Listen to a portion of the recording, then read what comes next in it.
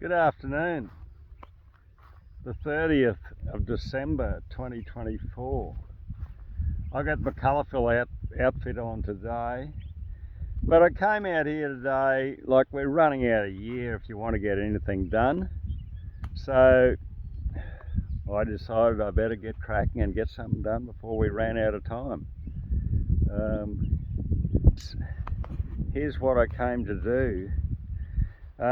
This is a paddock that has been slashed once, so we took down, at the end of winter, we took down all the old biomass, from last summer, a big summer last summer, and we've raked that up into windrows, and so these are all lines for planting trees in this. So this is basically my next 4-hectare block for trees.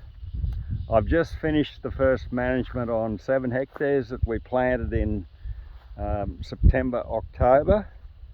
So same deal, we created lines like this. We mashed all the biomass from last summer, laid it on the ground, and then raked it up with a hay rake.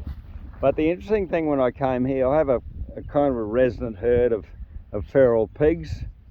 I call them my born-free pigs, and they do fulfill a role in the environment.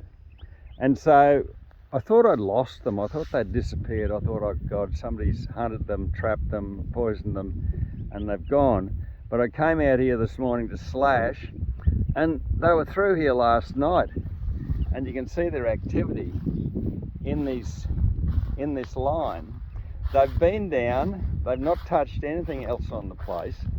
They've been down these mulch lines and had their little snouts in, digging out the biology. So they're kind of like an indicator species. There's no trees in here, so I'd spoken to them about doing this sort of shit when I've planted trees, because it's a bit rough on the trees. So I spoke to them about that and said it wasn't really a deal, that I would create plenty of other places for them to get their snouts in the ground and have a feast. But yeah, they've been along just on these mulch lines, and what are they telling me? It's basically, they're telling me that this ground is in really good order, so there's some awesome biology in there, that they've been along here sticking their snouts in the ground to dig it out. So my plan with this area is I've got 5 different groups of students coming in 2025. So I've got a group in May, end of April, early May. Then I've got a group in August, another lot in September, and another lot in October. So the plan is that I will get this area ready. I will rake this paddock. I've slashed it. I'll rake up the slashings and just add on top of these mulch rows to really make sure that everything's cranking. And then I'll have all the troops here, and I'll have trees on site. So we'll have this, May, August, September, October, we're going to be planting trees. That's going to be the deal. So yeah, pretty exciting stuff.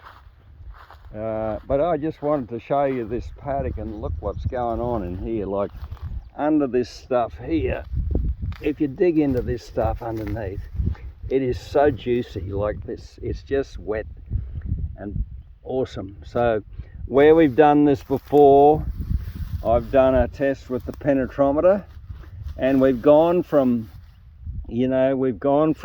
having to do like 300, 400, 500 psi, pounds per square inch, to push the penetrometer probe in. When we've done a mulch line like this, we've gone to 100 to 150 psi, and the penetrometer is going down to 60 centimeters or 2 feet. just, yeah, easy as, it just glides in all the way down. So that's what this is doing.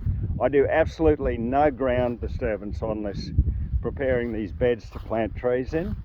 We're just raking this mulch up, and that gets rid of the grass. We're working the grass against the grass. So a pile of grass will kill out all the perennial grasses in these rows. So these rows that have just had one raking onto them, yeah, they're doing it. Like I've planted some already, and they're doing it, but they're just a little bit skinny. I'd like to see them a little bit fatter. So what I'm looking at is this process. I'm saying it's a 6-month process. If I can get in 2 slashings and 2 rakings and really get these rows nice and juicy and fat, then I can come in here and put trees in. The soil's ready for them, the whole biology in the soil's pumping, the fertility's there, put the trees in, and they're going to go like crazy.